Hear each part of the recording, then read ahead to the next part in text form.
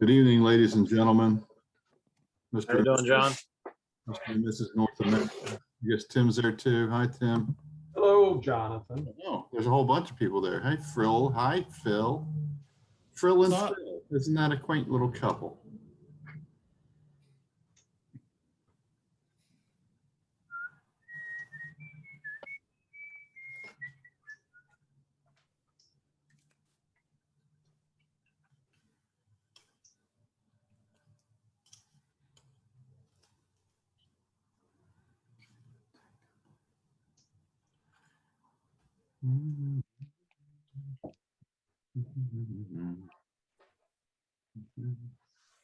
How the heck am I supposed to get this thing apart? What would that be, Tim? You got to show us, buddy. It's a 3D printed deck fitting. And I'm trying to, I got to cut all this structure off. And I A guess, bandsaw comes to mind. what's that? A bandsaw comes to mind. Well, what it looks like, what I have to do is I just have to keep trimming it Yeah. off. I mean, these are Yeah. all, these You gotta connections nibble. are all real tiny to the actual piece. And I just have to work it away and cut down the scaffolding from down here as I go. Yeah, just nibble it with a pair of wire cutters. Yeah, well, I'm just using my Yeah. cutters. It's just it's a lot more tedious than I thought it would be. Yeah, it's a pain too. You have to be careful because you could cut one piece and that stuff can be so brittle that it'll crack your part too. It's a pain. Yeah, I mean, this is a full-size deck fitting?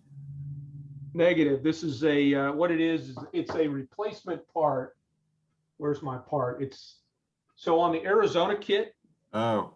it's this part, Oh, Christ.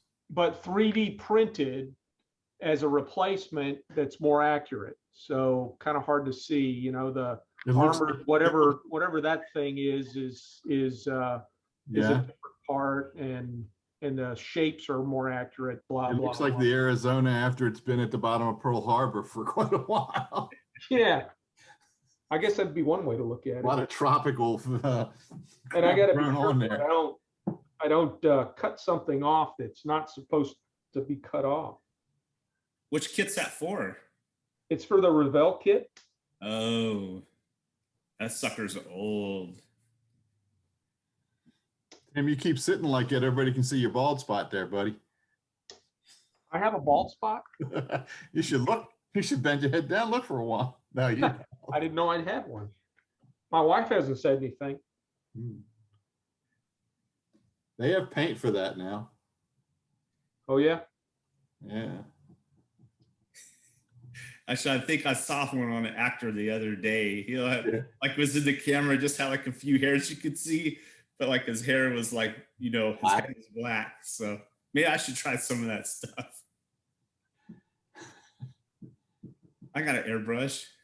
You get some chia stuff and put on there, Phil. Yeah. Grow chia hair. That'd be cool. And if I was like out on a job or something and I was like hungry, I'd have a snack too. Yeah. So the detail on this thing is absolutely phenomenal on the 3D printed part. I mean, the pieces at the back here, that's the flag bag right here on each side, which on the real, and these have depth to them. And there's actually slots in there, like on the real thing, whereas on the kit, it's just a piece of flat plastic that almost looks like flash. Your initial reaction would be, oh, I need to trim that off.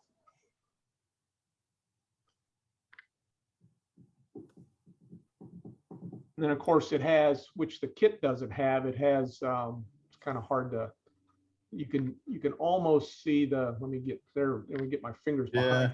Yeah. You can see the openings from the one bridge, whatever bridge that is. Yeah, I would have broken that off already. But it came shipped packaged real well. I mean, it's double wrapped in bubble wrap.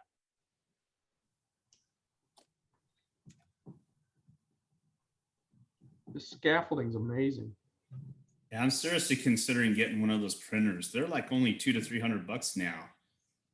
Yeah, they are. I decided to, since somebody else had done this already, I decided to just buy what he had designed online. Yeah. And that way I'm not trying to learn how to do the CAD. Yeah. They have online, whatever those files are. If you have one printer, it'll print another printer.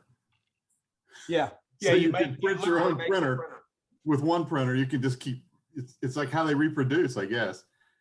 You know, so eventually they'll learn to do it on their own, and we'll have all these 3D printers everywhere. It's gonna be Now the like, 3D printers will be printing Terminators. I was just gonna say that.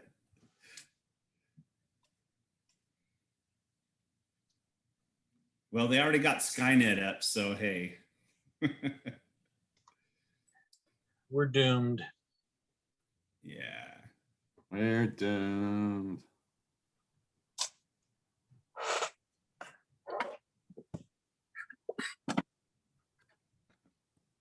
Well, we just got to go find Connor. Is that her name? Sarah Connor? Yeah. Yeah. Sarah Connor. Just go find her and make sure that she's protected if she hasn't already been killed. Just 3D print a few more of them. What the hell? You know what's funny is we were watching Kindergarten Cop the other night, and like some of the same lines are on there. In fact, it starts out, he's like wearing like the same trench coat and everything too. It's like they almost took parts of Terminator and like switched them out in the movies.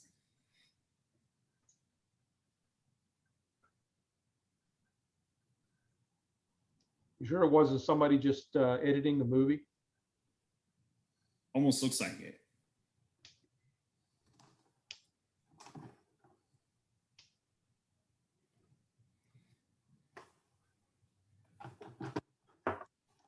Well, that's interesting.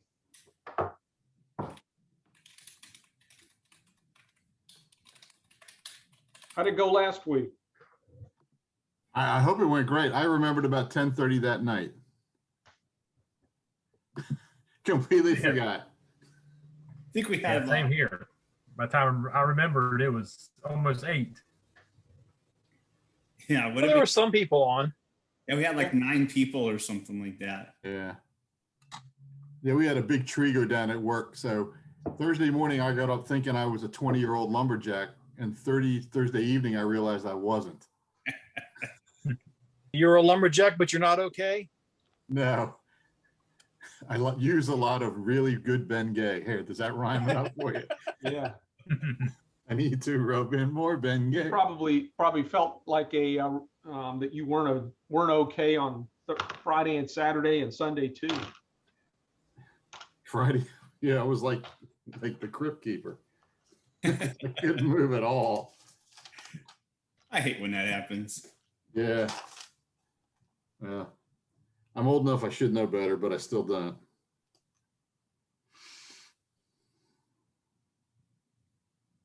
Old enough to know better, but too young to care. Actually, I'm getting old enough to care too.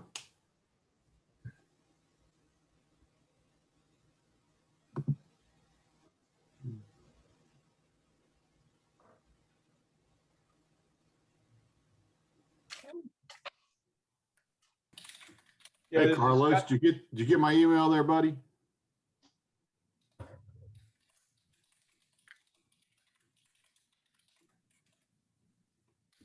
You're muted there.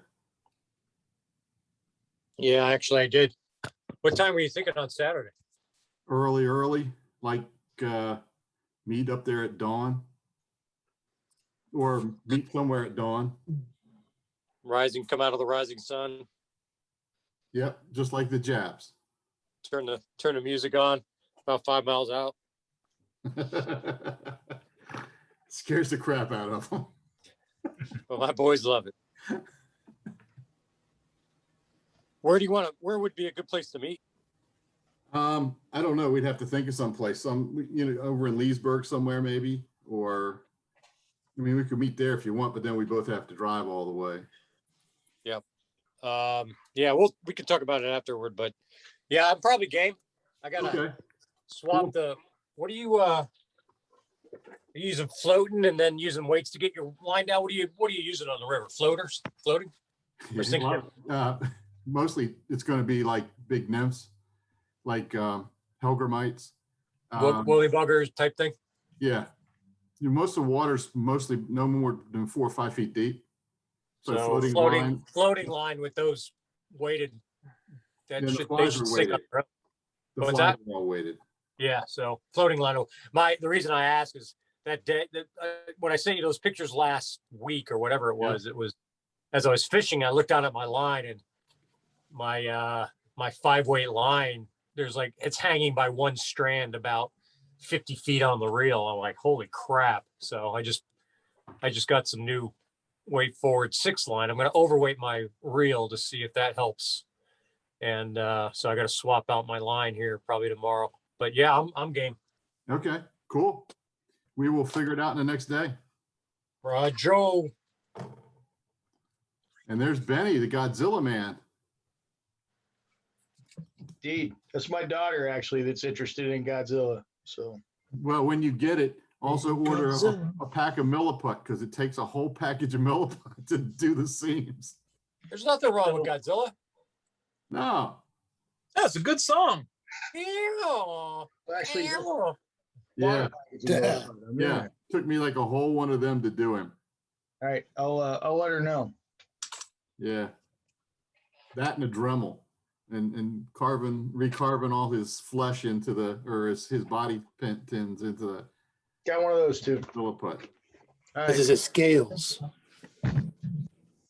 Radioactive scales. That's it. That's right. That's Spider-Man. Or Spider-Pig if you're a Simpsons person. You're in a new venue, Benny. I am. This is the temporary workbench. So New house? no, this is the place we're staying until the new house is finished. So this is a new workbench. It won't be in a closet in the next place, I don't think, but it's for now. So At least it's a walk-in closet. that it is. Could be Wes. Yeah.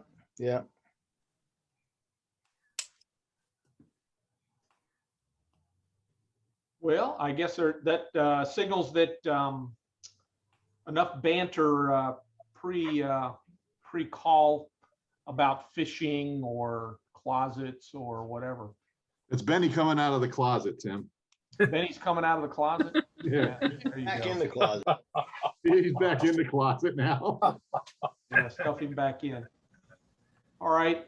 Anybody got any announcements they want to make? No? I'll take that as a no. Okay, cool. All right. Then we'll get started on chatter. Phil, you're up. All right, so just real quick, been a busy week, but I made the let's see, try to get there you go. I made the smoke launchers for the back, and I think you kind of see those pretty good like that. What I did was took a 1/4-inch piece of styrene and milled angles onto it, and then drilled holes into it at the same angle, and then machined the angle into the side of it. So basically they sit on the back like that. And I don't know if you could see the top, but they kind of have like a, sprawled out flower type configuration on them. So, and that's it for me.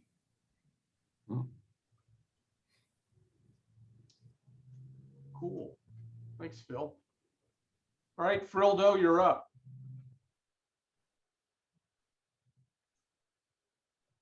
Well, not much. Not really a whole lot going. I trying to get the A4M finished up so I can go on to other things, and I'm in the process of decaling 4 rock eyes, the Edward rock eyes. So I'm just trying to get all those deckled up and get them put on the A4, and that's all A4M. That's all I got left to do for that. So hope to have it finished up tonight, God willing, and the creek don't rise. And yeah, that's about it. That's all I got. What's the fuse on those rock eyes? Yeah, it's yeah, it's pretty small, but yeah, there's a fuse on there. They're probably not correct for the time period, but No, actually, I think they are. That's the mechanical. Yeah, fuse. they're the right ones. They're 339s. They're good. boom, so I'm covered. Yep, that's all I got. All right, Joe, you're up. Well, I finished the P43. I'll take you guys out there. You can have a look at it.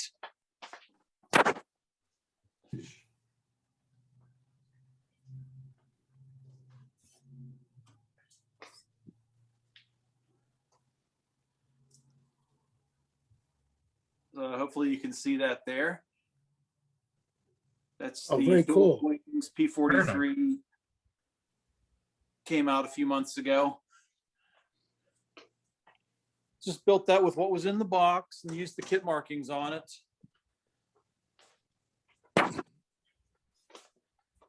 Looks nice. Not a bad kit. It's not fall together, but it does fit together nicely. But there's very few locating pins or anything. None on the fuselage halves. But if you treat it as a limited run, you end up with a pretty good looking airplane at the end of it, and it fills a nice little gap on the collection there. So now I'm sitting here playing with it's a Bren Gun P51A or Mustang 1. Bren gun? Bren Gun, yeah. 72th scale. I didn't know they were making kits. Yep, it's actually pretty nice. I got the wing assembled here. All fits together pretty tight. Got a nice little wheel well and pretty complete cockpit. It's got markings for let's see, 2 Brit machines, a Russian machine, and a Brit machine in US markings. But it's going to end up being the second prototype P51 with Ventura decals on it. So it's going to be natural metal. That's what I'm working on. So I will cede the rest of my time to whoever's next. Cool. Let Jonathan, us know you're how up. the Ventura decals work out.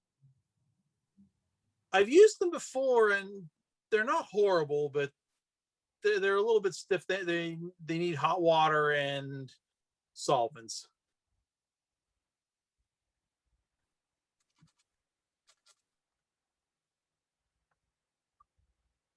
All right, Jonathan, you're up. Okay, Tim. Well, I've been talked into doing some adversaries for next month's theme with Dave Fuller. So I've got a couple 109s to fly against whatever he's bringing. This is a Hasegawa. It's an F. It's done in Heinz Marseille's colors.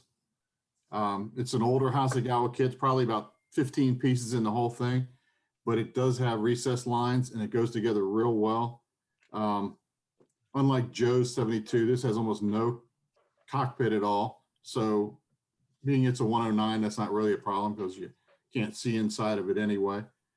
Anyway, this is one I've got going for adversaries next month. And then I've got another 109, not quite as far along. This is going to be an E4, and that's going to be Polish campaign to fly against his PZL 11 that he had in a month or so ago. This one's going to be neat because it's all going to be dark green splinter camouflage over the whole aircraft. Haven't done that color scheme before. So it's, and this is a Tamiya kit. Again, it went together just like a Tamiya kit should go together. No putty, no nothing. Again, even less cockpit than the Hasegawa kit did. I mean, it literally had a seat and a stick, and that's it. They don't even bother with an instrument panel for it because you can't see in there. So, but what they have goes together real well. And this one should be well, the canopy has to get masked soon, and then it's ready to go into the paint shop. So hopefully I'll have both of them done by the time we have the meeting in, what, 14 days? And between those two and the two other adversaries I got for Doc, we'll see what we got. So. And that's all I got. That's what I've been doing, working on these two little jewels. All right. Steve, why don't you go next? All right. Yeah, I don't have a whole lot to report model wise, but I've been, I got my workbench cleaned off. So it's about ready to go. Been doing other improvements around. And that's about all I have. Clean desk is a sign of a sick mind. Yeah, I hope it'll change out here within the next few days. And other than that, just, yeah, picked this up, got this in the mail today. Cool. Hey, The Bethesda i5 fighter. Looks pretty interesting. hey, Steve, were you on the Salvino's JR Builders Club meeting last night? Oh no, I don't have access to that. You still don't have access to the Builders Club? Nope. I need Shipwreck, you want your name was drawn. You got a box of crap coming your way. So a lot of 3D printed stuff from Jim Rogers is headed your way. Your name was drawn. So Oh, nice. I'll you need to email Chris Herbst. I can't pronounce his last name, and let him know that you don't have access to that Facebook group because as a builders group member, you're supposed to be in there, and then every Wednesday night be a part of those calls. So drop him an email. Yeah, I'll do that. I think what happened though when I signed up for the Builders Club, I sent it to Rick instead. Yep, you screwed up there. And while he put my information in, Yeah. He is the owner. He's kind of first of all, he's a little scattered to begin with, but then he's real busy. So hit Chris up directly and tell him that you're not in the group. He'll send you a link. all right, sounds good. Yeah, man. Yeah, thank you for the heads up. Yep.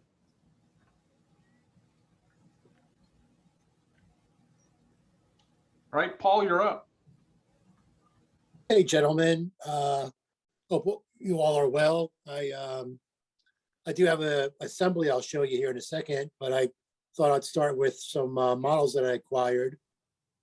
So over the weekend, my wife and I went out of town, and I had an opportunity to catch up with my in-laws at a wedding, and I was surprised to learn that my wife's father, so my father-in-law, was a model builder, which I thought was kind of cool.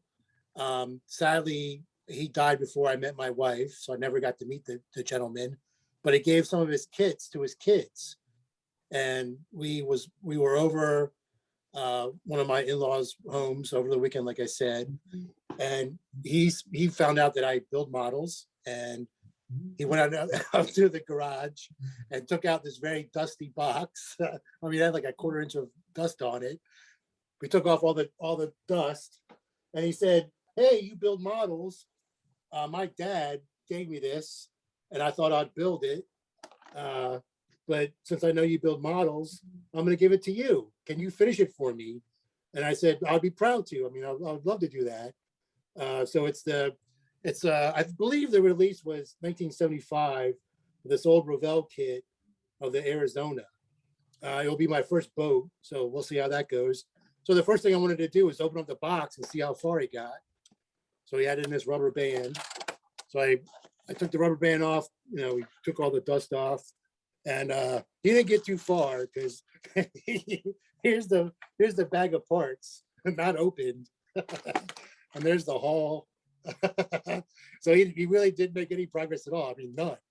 But I'll build the thing here in time. And I told him, I'd be happy to build it. It does have this molded in rail, which I'm going to take off. I'm going to open up all these ports in there. I don't know if you can see it. So it's going to take some work, but he said, he goes, "Oh, Paul, it's skill level 2. You'll fly through it." I mean, like I said, he doesn't know what it takes to, put maybe a photo etch rail along that. It's, it's gonna be a little bit of a challenge with this older kit. Hey, but I was happy I have it. I thought that was really cool that it gave it to me. And I wish I would have knew my father-in-law because he built models. That's so cool. So we got that. Very cool story. And then a couple days ago, I got this in the mail. This is a monster. My first 1/32 scale. There from Tamiya.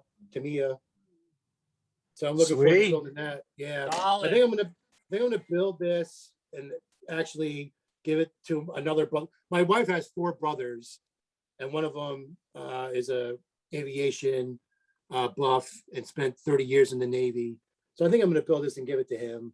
Now, if it turns out an absolute gem, maybe I'll have a hard time giving it to him. But that's my plan anyway.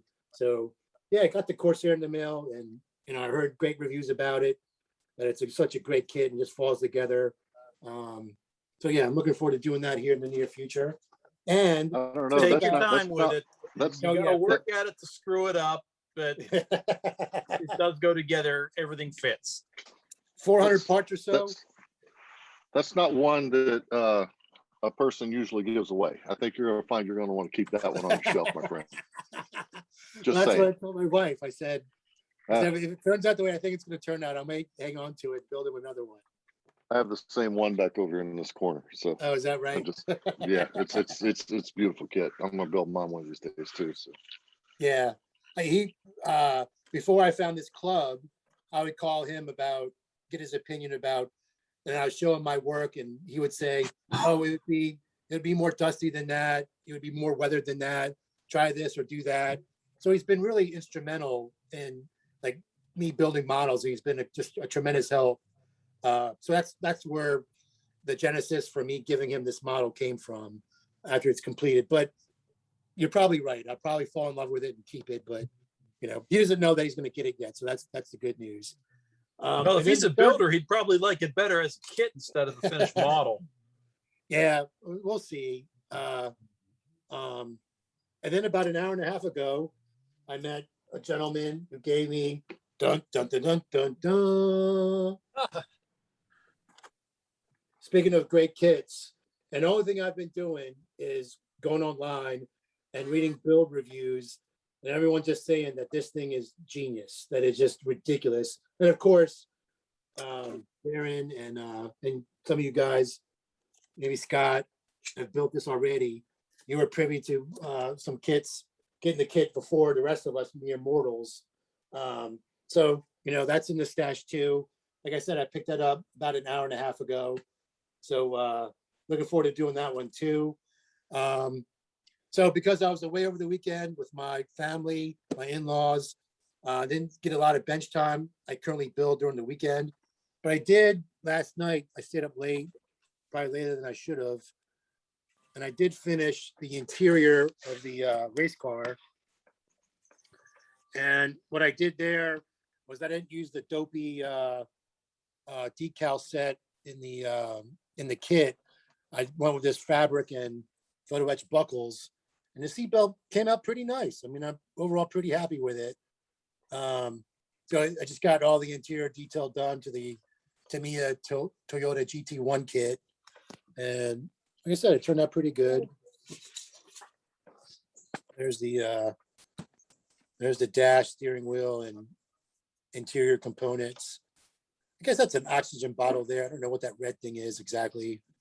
That's probably what it is. So yeah, really love those fabric belts. They take a while to thread into those little tiny photo etch buckles.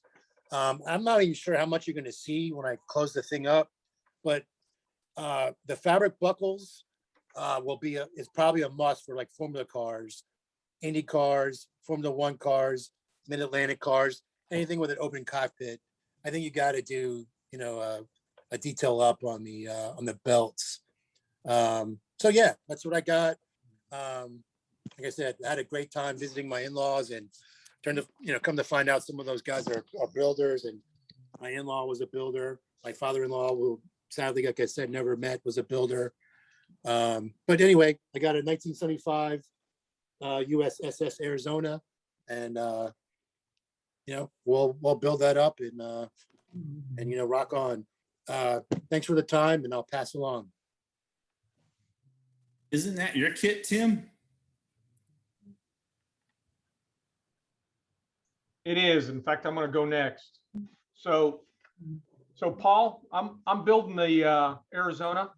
Oh yeah, there you go.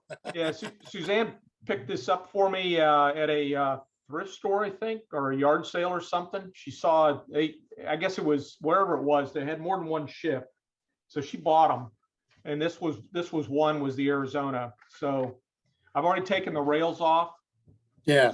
I've already done that, and then I've also can't really see if I get it the angle right. You can tell that I've already drilled out all the portholes. Yeah, that's exactly what I want to do. I've used the big ass file on the bottom where there was one wicked seam. It feels like it could use at least one more shot of the big ass file, because it's I can still feel a little bit there, and I'm feeling a lot of sink marks along here, and I also on the starboard side I've scraped off the rope detail that was on there, because I cannot find a photograph online that shows that whatever it was that was hanging right here that's molded onto the side, it looks like it's something that gets towed through the water, and it's got molded in lines that cables that go to the base here on the bow. Well, I scraped all that off because I can't find any photos that show that, and I can't find anywhere where anybody knows what the hell that was supposed to be.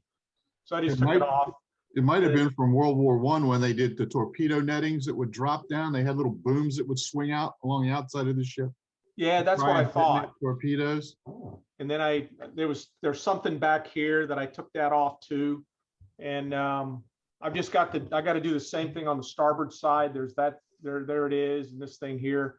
So I got to do that on the starboard side. And then I can start painting the hull.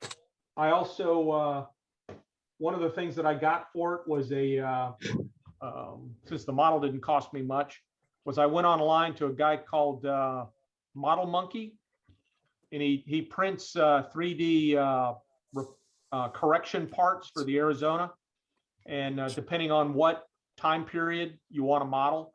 So this is it's not the main deck, it's and it's not the 01 level. I think this is the 02 level. So it goes on the main deck. Not the main deck, but the part that goes on the main deck, which I can't. I've set it aside somewhere, but anyway, it's the part. There's a part that goes here, and then this thing sits on top of it. Right. And this is the kit part that looks like crap and doesn't appear to be accurate at all when you look at it, whereas this part is very accurate. Even today, I was showing some guys before most of you came online. Back here is if it comes into focus, is the flag bags on each side. And on the kit part, it's just a flat piece of plastic that almost looks like flashing. So I would have probably scraped that off if I wasn't paying attention. And you can actually see the windows in the bridge area, or whatever deck that is. But anyway, so I'm scraping all of that off. I'm going to scrape off the chain on the main you got to deck. do that, right? Yeah, and because I understand that Hobby Lobby in their jewelry area, they have plenty of small chains in there, so I'll do that. But I got other parts. I got the what made me look at them was the fact that he had 3D printed mast tops. And I remembered from building this kit when I was a kid that the mast tops were awful. And they didn't go together well, but these look really nice. And he also sells all of the necessary conversion parts to convert the Arizona kit into the Pennsylvania. And you could do in the Pennsylvania either 1941, 1943, I think it is, or 1945. And if you want to do the 45 version, you have to buy so many parts that you're almost at the $200 mark for a $5 kit, $10 kit. I don't know how much the Arizona goes for nowadays, but it can't be more than about $10 because it's not worth more than that. But I also got the photo etch from Tom's Model Works. I went ahead and got a set of that, and of course he sells it as two different sets. One's the cranes and the boat things, and it's even got the catapults on there, so that'll make it look nicer. Then the other, for sure. What's that? I was like, yeah, for sure. It's funny that you mentioned that chain on the deck, because I was watching a build review that I found online, and that gentleman did the same exact thing. He sent that off, and he went to Hobby Lobby to get replacement parts for that. My wife drove home from the event that we had over the weekend, and I was playing around with the hull, and she got kind of pissed at me, but I was just playing around with the model the entire time. And I did notice that the hull lines up nice on the ends, but like you said, down the middle there, it has those goofy little tabs, and they just don't join properly. So you are going to need to do some surgery there down the center there. Yep, a lot of it. The other kit she got me was a HMS Eagle, and this is the one that technically has an angled deck. So and it's I forget who made it, Fujimi maybe. Anyway, the kit comes with the decks in two different parts. So you gotta line them up and glue it and fill it. And I mean, the whole thing went together in about 10 minutes.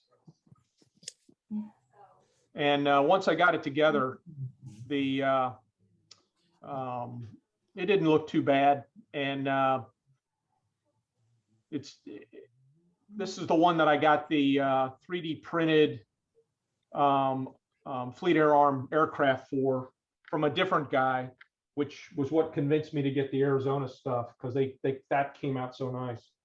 Then of course, a couple weeks ago, Darren had to show these things off, so I decided to get myself both sheets, and so I picked those up from Sprue Brothers. And I think one of the things on our theme for next year is Edward Hellcats, and these are sized for that. So there's only one or two on each one that I'm interested in doing. Maybe I can pass these around, the rest of these, and we can do the 72nd Hellcats. I think it's a 48 scale one, isn't it? On the theme, build the same kit. 48? I think it was 48. Yeah. Oh well, but I guess not. Hell, Darren probably bagged that very sheet. Yeah. I did what? You probably weren't you with the I might- football yeah, guy? You probably bagged that what? very sheet that Tim has. One of us did. Man, they're really good decals, though. Yeah, they're one very of us good bagged them. decals. They look beautiful. And then since I was online with Sprue Brothers and this popped up in my feed and said, hey, you seem to be the kind of guy that's interested in one of these things. And I am. So I bought a Hasegawa Akagi Pearl Harbor edition special. Oh my gosh. And when I open it up, of course, what makes it special is there's a patch in there and that says Tora Tora on it, way cool, all that kind of good stuff. But it also, it also what makes it limited edition is the fact that it's all in Japanese for the Japanese market. But I can probably figure it out. I mean, it's their older kit, so I think it doesn't look like it's got very many parts. I think I can get it together. That's it for me. So let's see, Carlos, you're up. Okay. Save what I'm doing right now for later. I'll talk about that. New purchases. I'll go there. Got the, yep, got it. And I think I'm getting a second one from a guy in the club. Don't tell my wife anything about that. Too late. She heard you. Yeah, the door's open to my room, so I think you probably already heard it. Hold it for you while you're gone. Yeah. I don't know if some of you like me jumped on the whole Kitty Hawk going out of business thing. So picked up the Romeo from Sprue Brothers, and I plan on, when I get the packs, hopefully next week, taking a bunch of pictures of the VX or the HX21 Romeo they have sitting out there in the main intersection there, the base there, right there by PSD and Naval Air Station headquarters there. They got a Romeo sitting out there, basically gray and orange, and I'll probably end up doing her up in the gray and orange scheme and sticking her in the display at work. Picked up the again, I think Sprue Brothers knows all of us. Picked up the XB47 kit, which I think Whitey's done in the past. And that actually comes with VX30. Actually, it comes with VX9 decals, but I'm going to take some older VX23 flight test decals I have for a Hornet and actually make a XB47 for Pax River. Kind of a what if there thing. Someday I'll get that done. What else did I pick up? And I picked up Kitty Hawk UH-1Y, the Venom. I've built the Cobra, and that's a pretty nice kit. And I've heard the Venom goes together just as well. And I think that's 48 scale. What am I currently working on? The Tamiya F4D1 Skyray. I asked my buddies who were overseas with me what scheme they wanted. I got that Furball Fast Forwards decal sheet, and they picked the VS or the VF31 sheet. So I'm kind of in a mojo slump right now. I did that. It's been a busy 3 weeks for me, and I've been in and out, and I just haven't got the burning desire to get back in here. I was in here a couple of days ago. As some of you know, the Skyray's got the leading edge, not natural metal. I think it's painted natural metal. When they did that on the earlier jets, I think they did that on the Panthers and other stuff. Yeah, Corguard. So I'm like, how do I go ahead? I painted the white and the gold gray and the black. So I had the bird painted, and I'm like, I don't want to spend a days masking and then masking and then having overspray and all that. So I just took out thin Tamiya strips of paint and basically taped off top and bottom of where I wanted that natural metal to go. And if you guys remember the Australian model site, their IPMS site or whatever, the guy had that one tip in there about, basically doing natural metal finish with the older Model Master buffing aluminum or whatever natural metal color. And you shake it up, the residual in the top of the cap, you put that on a brush and you blow on it and you dry it out basically, and you basically dry brush on the natural metal. And it actually kind of worked.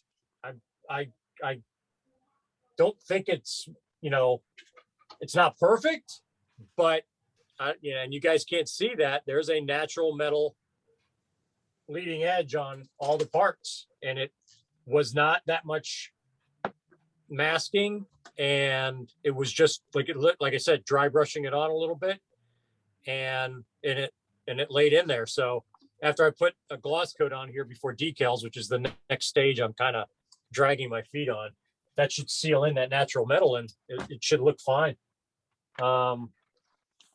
What? Oh, That was one of my initial questions when I joined the club was, I was fighting with the Sky Ray. Yeah, the little fences on the leading edge make it tough. It's a tough mask. yeah, and that's what I didn't want to deal with. The actual fence doesn't have any metal, from what I understand. It's the leading edges butting up to it. So it just seemed an easier thing to do. Is it 100% perfect? Nope. But I'm willing to live with that. So, and you know, I even put it on the slats and stuff like that. So it's there. You can see it, but it's kind of fragile too. I got to get that gloss coat on there. I listened to some. Oh, go ahead. No, go ahead. I listened to some really bad podcasts on my drive home from New York over the weekend, and they were talking about canopies and crap. I couldn't make sense of it. Clear pots. Yeah, clear pots. I was listening to you guys banter as I was driving through Pennsylvania. So even though last night I went ahead and bought 2 aftermarket. I'm going to talk about my Sky Raider for a second. I went to Denby Hobby last drill weekend, which was 3 weeks ago. Stopped there on the way home and picked, they got tons of old kits. So I picked up the old Sky Raider, which is the Reeboks of the Matchbox 148 85 A1E. Not a bad looking kit. It's kind of clunky. I'm actually going to rescribe it, believe it or not. I looked through all the lines and I'm like, I can actually rescribe that, in a night or two.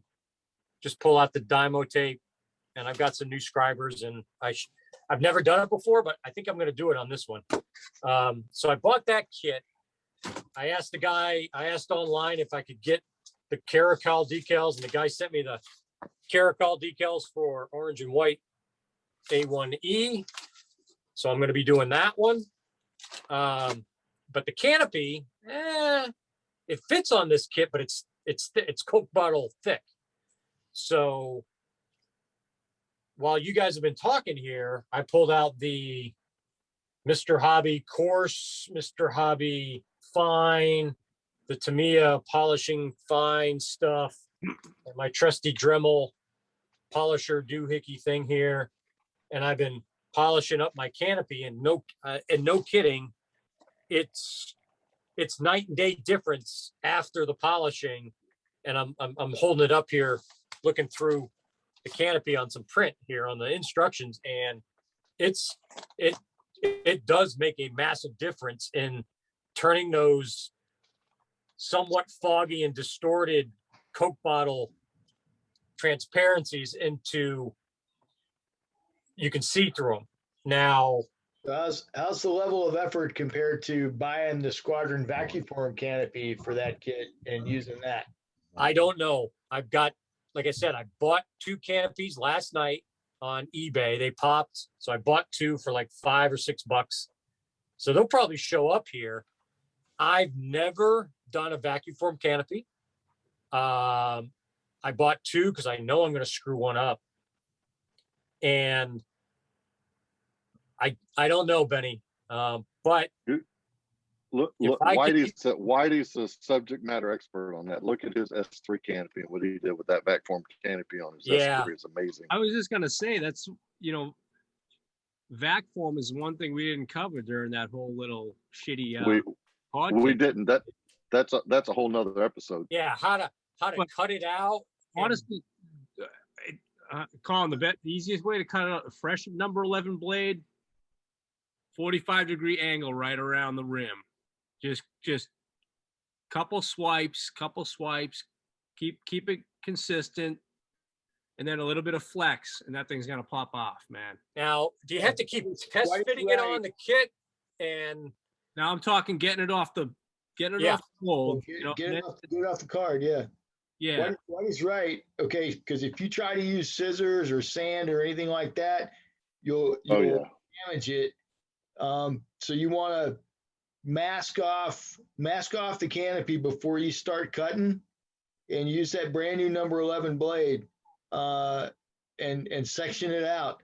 Just be aware though, that when you're done, depending on the size and shape of the part, it may not have a lot of structural integrity. Like, so I've Yeah, done some back, the sliding portion of the canopies for P40s because the AMT P40s, those parts are really thick and they don't sit right open. But if you do that and you cut that thing all the way out, you better have already had it masked and ready to go for paint because it has zero structural integrity once it's off the backing. So you just got to kind of plan ahead while you're doing that. But the plastic that they make it out of, it's really tough. It's very flexible, but it's tough. So it doesn't bend well in terms of like being able to scribe it and snap it. It's flexible, and if you try to sand it, it tears on the edge. It doesn't sand clean either. So you want to try and get a clean cut and cut all the way through the part as you're detaching it. One thing you may want to try to do too, if it's again, if it's something it's got a it's got a like a dome kind of cross section, like a bubble canopy, or again a sliding piece of a canopy. Make the vertical cuts with a razor blade saw. Make the cuts at the base of the canopy with the number 11, like what he's talking about. But if you have to cut through something that's an arc and you want to get a clean cut, the saws will do it, and they won't leave a lot of kerf, so you don't have to clean it up very much. And that's really your goal, is to get the thing off clean, so you don't have to do anything to it once you've got it off. Yeah, copy that. Like I said, I'm polishing up the kit canopy, and I'm gonna dip it. I'm gonna dip this one, guys. So he's a dipper. He's a dipper. I'll dip this one just to put the final clarity onto it.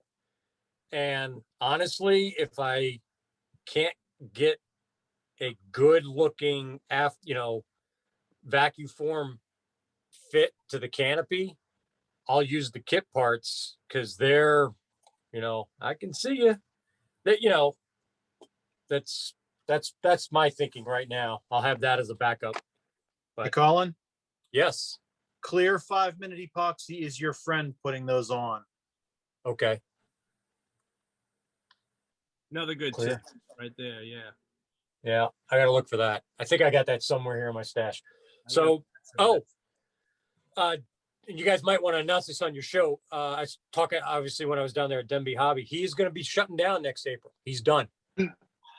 Yeah, he's going to move back up to the Northeast where his family is. He's waiting until April because of I guess that's how the business tax season goes. But because I was asking him, I'm like, I'll see you in a year when I get back. And he's like, I won't be here. I'm like, what? He's like, yeah, I'll be shutting down end of April. So Right. Well, that's going to suck. Yeah. That's going to suck. So Yeah. you guys So make a note of that. Speaking of Denby, and the XB47, I've got Hey, that's what I've got it right here, and I bought it at Denby. So you're gonna have a lot of fun with the kit. The only problem is that there's some inconsistencies in the nose area up here, easy to overcome. I kind of set this off to the side because I got off on some different things, but it's a really easy, really simplistic kit. It goes together really quick. I added a couple little brass things to the landing gear and stuff. I could send you some pictures, or if you're when you're in town next week, I can show you. I got some photo etch for it. So actually, I think the photo etch came in the kit. I will say that the wing fit is a little weird, but are you doing extended or folded wings? I'm doing extended. Yeah, I think I'm going to fold them up. Yeah, I know. Well, that's another great debate, right? Folded versus extended, and one that we have an argument we have all the time. But I'm doing extended, and Bombay doors shut. So pretty simple from that standpoint. But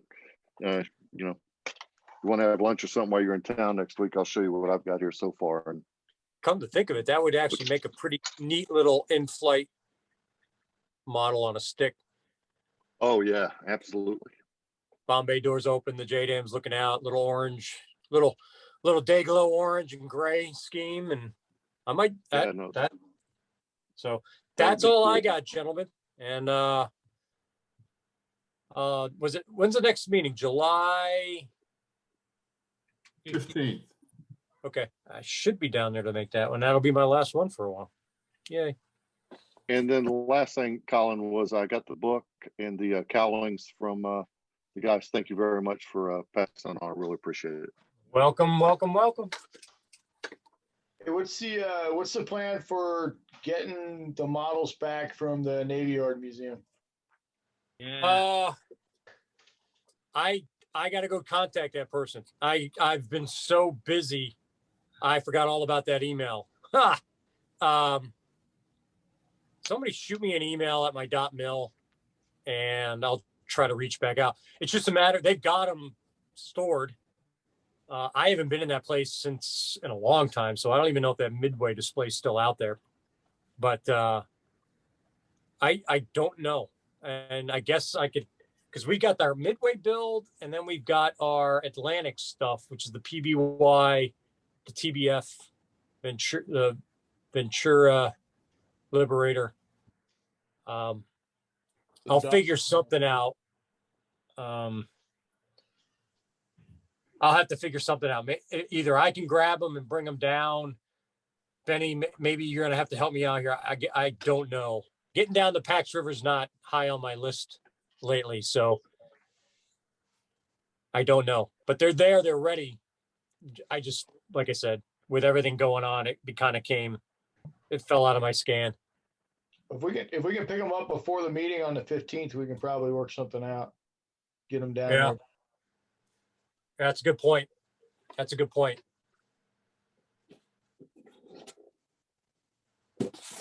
all I got, Tim. Okay. Michael, you're up. And you're muted. Muted, unmuted. Good evening. Rearranging hobby room, building bookcases this week, and something that ought to take 5 minutes is taking 5 or 6 hours, and that's how that's gone. The fellow doing the rock eyes for his A4M brought back some memories. They sprinkled those all over Kuwait during the Gulf War, and they didn't go off in the desert. They just stuck in the sand. But EOD guys took care of that. That's all I've got for this evening, and I'm enjoying it. So give my time up to somebody that's actually getting something built. Thank you. Okay, Michael. Thanks. Benny, you're up. All right, so working on my dogfight double, and because Buddy's only half a word, I'm doing both halves of it. So I got some progress on yet another 357th Mustang and yet another Nookie Bookie. This will be Nookie Bookie 4 when it's done. Got the major components together. I've shot some of the silver on the wing. I don't know how well this is going to show up, but this is so on the primary wing surface there, that's the Tamiya AS12. And then on the fuel tank area in the center, that's Model Master steel from the metalizer line. And the thing that I like about that is the color contrast, as you can see, is pretty low, but there's a definite grain difference in the steel. And I think that's a pretty good representation of what the real thing looked like there. So I'm pretty happy with that. And we'll do that on a couple panels on the rest of the aircraft and get that going. Somebody was asking about spinners the last time, or maybe time before last. Let me dig out the spinner right quick on this thing. Sorry, I'm not very organized because of the move process, but so I got the top of the spinner done here. And again, that was basically masked off with a piece of plastic card that I took a circle template and cut a hole the right size in and put that down. So it turned out pretty well. It's not perfectly even, just like on the real thing, but it's subtle enough that you really got to be looking for it to see the difference. So I'm pretty happy with how that turned out. And we'll see how it looks when it's finished. The other half of the dogfight double is an FW190, and there'll be a story that goes with it. So this is an actual dogfight double. It's it'll be two pilots that were in the same dogfight, and very possibly one of them shot the other one down on that date based on the mission logs and the records from the flight. So I got this is the Tommy FW190 A8R2 version. Kit builds really nicely. I've built a couple of these before. They just fall together. So again, working on the wing section here. Colin was talking about the brush painting metallizer technique. That's actually how I did the gun barrels for the cannons and the wing root here in the gear well. You can see that. That's some of Whitey's leftover metallizer gun metal in there. Turned out pretty good, I think. And once I get the rest of it together, there'll be a bit more to see. Again, it's a 190, so kind of like Jonathan's 109s. There'll be some detail in the cockpit, but you won't be able to see it. So we'll see how that turns out compared to the Mustang. It's got the full-on True Details cockpit in there. The 190 is basically going to have a seat belt, and everything else is out of the box because that's all you're going to be able to see. The cockpit's pretty much black, so we'll see how it turns out. But anyway, even as easy as these kits are to get together, 2 weeks from today, I might have them sort of done by the July meeting, but I think they're probably going to be done for the amnesty meeting in August. We'll see how it works out. That's all I got. Thanks, Benny. Darren, you're up.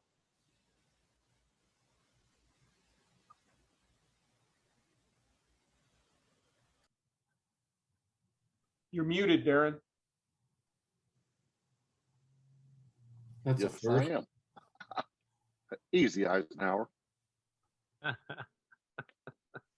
Got that part there, Mr. Jonathan. Speaking of amnesty builds, I kind of got stalled on the F4, and here's why. It's the fiddle pieces. When I get to the ordnance and the little landing gear pieces and all that BS, I just kind of go, yeah, man, I hate this part. So I picked up I call it my Benny build P51 Mustang, which I'll have for the amnesty build now. And I got all the masks done. So the national insignias, Frildo made those masks for me.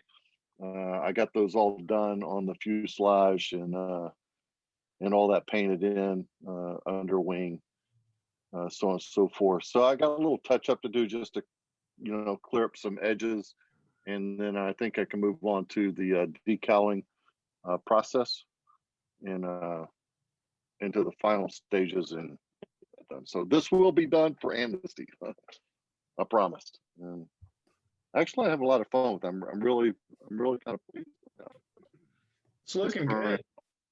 Yeah, first time I've used masks. I've always been told, don't decal when you can mask. So, and also, it's the first time I've ever done invasion stripes. So that was labor of love as well, trying to figure out, all that jazz, especially around the national insignia, because I was going to mask it. So, but I think I got her done. So that's been going. Next was the F4. So I kind of figured this out today. We had a text going back and forth here amongst Whitey and Frill and Scott and some guys out in Texas, and I was like, I've looked at all these different, I want to put remove before flight tags on the F4. And every picture I could find, they had all the ordnance done with the remove before flight tags hanging off them, sidewinders and so on and so forth. Lows, got them hanging off. Even folded, you had the wing fold, the resting gear.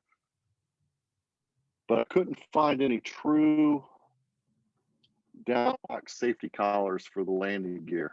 No one makes anything for the actuators, because they have collars around them with a removal for a flight tag hanging off of them. Either they just put it at the hinge point, or they didn't use them at all. They just omitted them. And there was no landing gear. So I tried a couple different things. First, I cut some electrical wiring and used the red and put it around the actuator. And it didn't look quite right. But then I decided maybe a little masking tape with some sprue card. And what I came up with, and I don't know how well this is going to show on that main. It's very, very blurry where I'm at, but it's a sprue card. I was able to make a collar and drill a hole in a little spot there so the RBF tag will hang out. The nose one I have, where did I put it at? Oh, right here. This one here shows a little bit better, I think, because it's not on, but you can see I took the silver where the strut would normally be. I wrapped the tape around it in the far corners and added the little, at least one little chug there where the collar would latch and the thing will come out. So I think it's going to work out a little bit better, but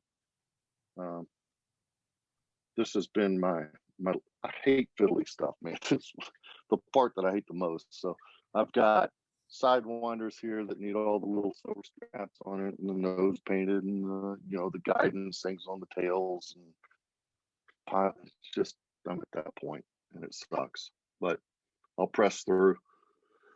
Another thing that I got was when Whitey and I were in Virginia Beach down there for the Warbird weekend, we met a gentleman from that is redoing the Sandbar B25. That's a J, right, Whitey? Yeah, it's a J model. J model. J model. Yeah. So we actually did an interview with him for another podcast, the Hangar Deck podcast, and the work they're doing is just unbelievable. And as we got over to his booth and was looking at some of the stuff he had a set of decals there from Bombshell decals for a 32nd, 48th, and a 72nd scale B25 Mitchell in the Sandbar markings. So that kind of inspired me, and I sourced a Hasegawa 172nd scale B25J with the proper cowlings from oh Jesus, who was it that did the resin? I can't remember Jeez. Help me out here, Whitey. You're laughing. Oh, yeah. I got it sitting over here. I can't see it, man. Can't cutting see past edge. my face, but Cutting edge. It is cutting edge. Yeah. And the motor. So in the decal, so that's kind of inspired me to do the B25J with the Sandbar markings. That's going to be a lot of fun. So go ahead. I just want to mention their website is warbirdsofglory.org. And yeah, the thing about these, they're not just a bunch of rich guys putting an airplane back together. These guys are just a bunch of AMP mechanics. And what made it interesting to me, and I kind of mentioned it in my in our previous episode there, but they're doing this thing in some hangar up in Michigan, and some teenage kids come nosing around asking about it one day, and they're like, "Come on in, we'll show you what we're doing." And these guys, it's like something out of Goonies or something, man. All these like young teenage kids around the area flocking in there, and these dudes are showing them how to restore airplanes, teaching them AMP stuff. And one of them was on site there with him, with the guy that we spoke with. But that was just kind of inspiring to hear. It's really interesting. I mean, check out their website and just look at the story. It's pretty fascinating. The airplane that they're gonna replicate it's named after it's going to be dedicated to a crew that got shot down and executed by the Gestapo. I mean, it's a fascinating story. Warbirdsofglory.org. Check it out. Yeah. Yeah. And this, this recreation, if you were to go down to see a concourse, 100% award winning like Jaguar that was reproduced down to the axles. That's the way it is. As a matter of fact, they had the entire nose out there, and there was something with the bomb sight that was wrong, and they're having it completely redone to be period correct. I mean, this will be absolutely the most authentic B-25 I think there is out there when they're finished. They had a printer do up the Alcoa markings for the aluminum. Yeah. The 1942, 43 Alcoa markings so that they could print that onto the aluminum sheeting that they're using. Yeah, it's gonna be beautiful. But anyhow, it inspired the hell out of me. So I'm building sandbar now on 72nd scale. So yeah. There you go. That's all I've got. All right, Darren, thanks. Jim, you're up. Not much to report here. I put together the engines for a MiG-25. You can see. Awesome. Damn, how much PA is there in there, Jim? This is That's all not res, paint. this is the res kit.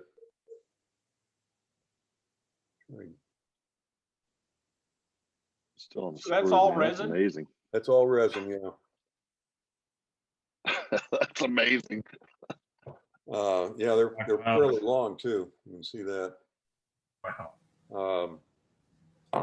Is anybody else doing an ICM MiG-25? Have one in the stash. Not anymore. Not after I saw that. Okay. Might be now. Well, if anybody comes up with one, I've got a couple of resin bits that you can have. They arrived too late for me. That's it for me. All right, Jim, thanks. Whitey, you're up. I really don't have much to report. I'm still banging away on that Tornado kit, not having fun with it.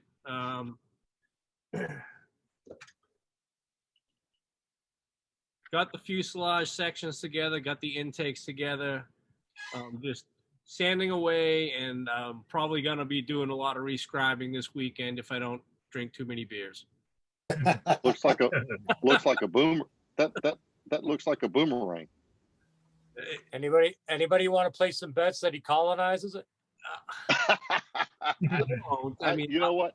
I'll push through and get it done, but it's probably the least fun I've had building a model kit in a long time. And I've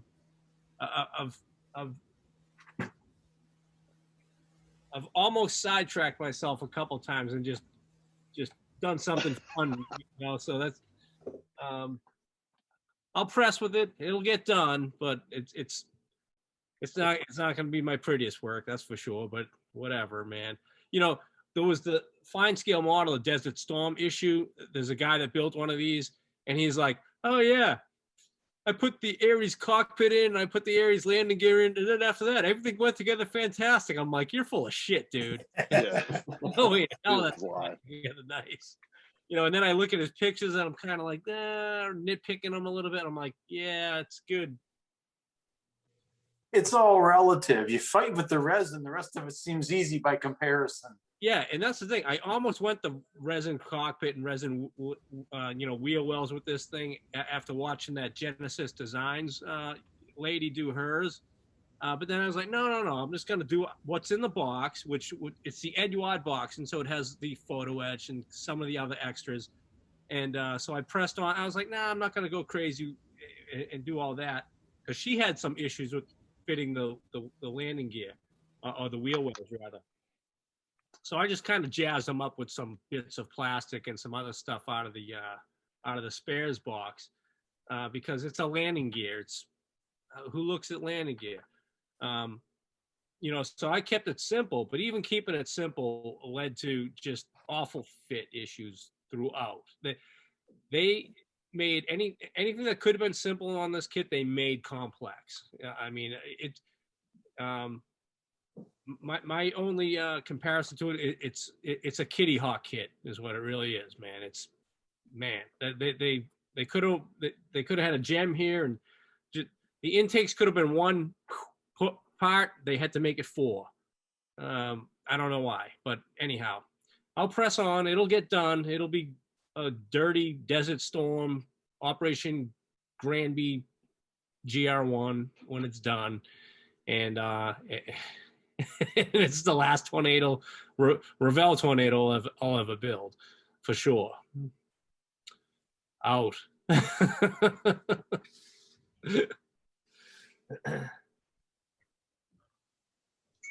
All right, Victor, you're up. Well, I like everybody else, I got this, but I'm gonna be a contrarian. I got it because I was tired of fighting with my F-104 Starfighter, and I'm probably maybe not the only person in the world, but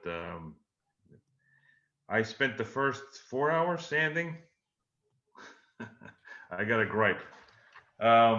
The APR 30 radar warning receiver, they give you the option on the nose to go with and without, but they do not give you the option to go on the tail. So my 30 minutes of sanding was, I don't know if you can see that, trying to get that thing off. It's still a little proud, but I think they put that on later in the war, pre-end conversion, but definitely post 65. So not happy about that. They gave you the option for the nose. They could have spent another couple cents and gave you the option for the tail. But other than that, so that my easy build never arrived. So the other thing I got was this though, because I thought I remembered a quote from when I was a kid. This is a September 65 National Geographic Air Force pilots talking about the F4. Looks as if somebody had gotten it halfway out the hangar and shut the door on it. It's bent in the middle, the wings go up and the tail goes down. Unquote. Finish the quote. But it flies beautifully. Thank you.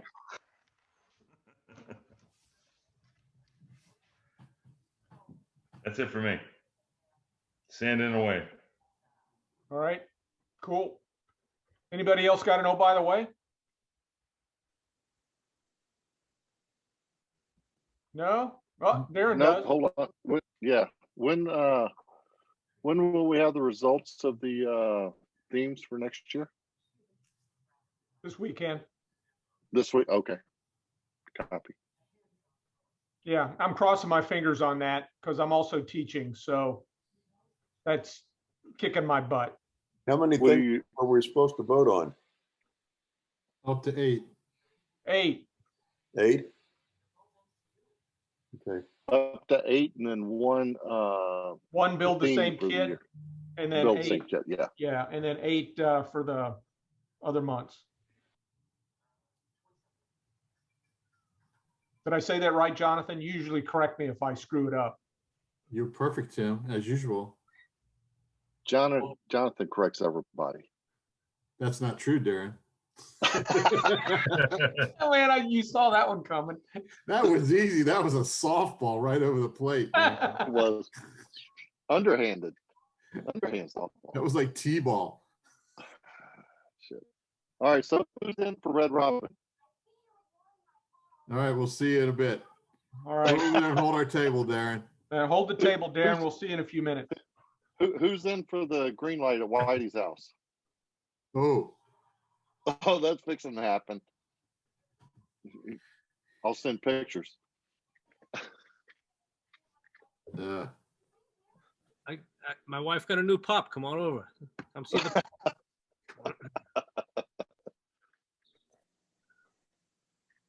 All right, guys.